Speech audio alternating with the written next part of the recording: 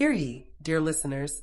Today we gather not with answers to fix grief, but with understanding to walk through it. I am joined by my co-writer and trusted therapist to help us explore something many of us are facing, the tasks of grief. Thank you for being here. Thank you, Lola, for having me. And I think that it's so important for us to continue on with these conversations. And I'm glad that we have found the time to do it. This is an important conversation, especially for those carrying loss right now, because the tasks of grief are something that is so important for each and every one of us to understand, especially those who will support us through our grief. We often hear about the stages of grief, but today we're talking about tasks. Can you tell us what that means? Absolutely. So the tasks of grief come from the work of J. William Worden. Instead of seeing grief as a series of stages we pass through, he describes it as an act of work, things we gently learn to go through over time as we adjust to the loss that we have experienced. So grief isn't something we complete. It's something we learn to carry? Yes, and there are four stages to the tasks of grief. That sounds simple, but I know it's not. So it's one of the hardest things to do. Acceptance doesn't mean that the person is agreeing. It means that they're slowly recognizing that their loss is real. This can take time, and people may find themselves expecting that their loved ones will walk through the door one day or will reach for the phone and try to call that person. So there's a lot that goes into this process, and you're right. It's not simple at all. So if someone is feeling that disbelief, they're not doing grief wrong. Not at all. It's part of their mind trying to protect itself. Let's talk about processing the pain of grief. This is the part many people try to avoid. So, processing the pain of grief is the second stage in the tasks of grief. And yes, people do try to avoid this process, and it's because it hurts.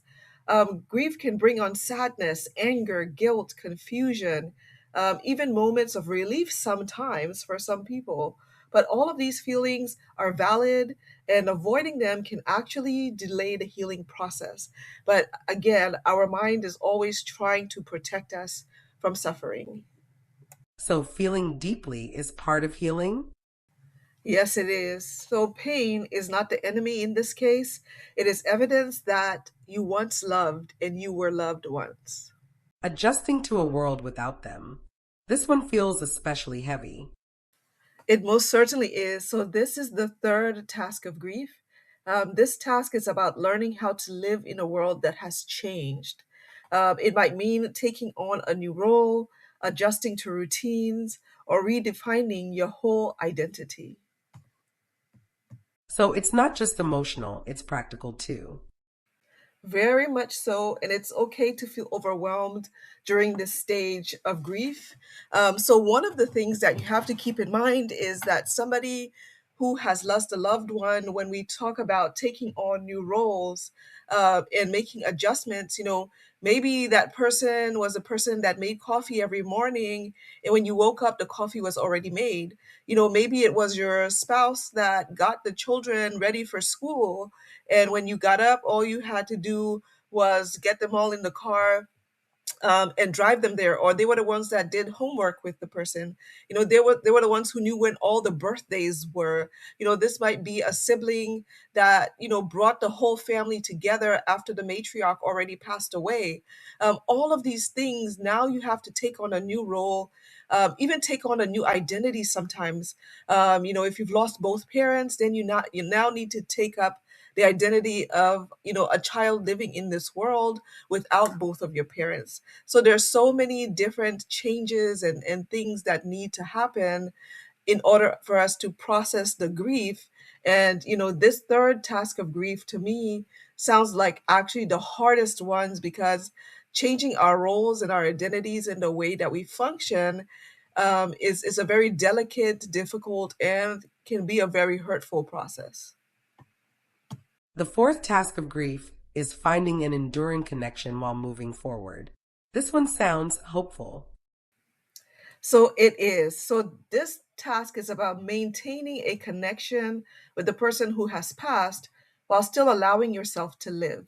This might look like honoring their memory, continuing traditions, or carrying their values forward. So this is the stage where the person can talk about a memory that they had with their loved one who has passed on. This is the stage where they can, start gathering the albums or their pictures and, look at their pictures and, things like that. This is when they can remember a funny moment that they had with the person. So all of these things may still bring on emotion, but the emotion is not as intense, and the emotion doesn't make the person feel at this stage that they're losing complete control.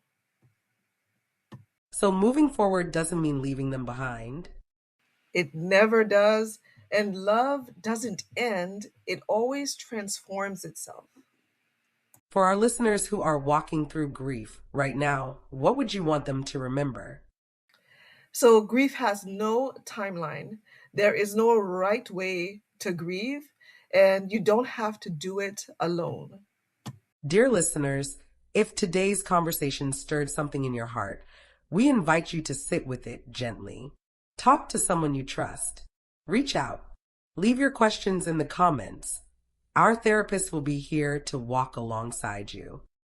That is correct, Lola. And thank you for taking this time to interview me. Thank you for letting us have this space and making it available to all of our listeners.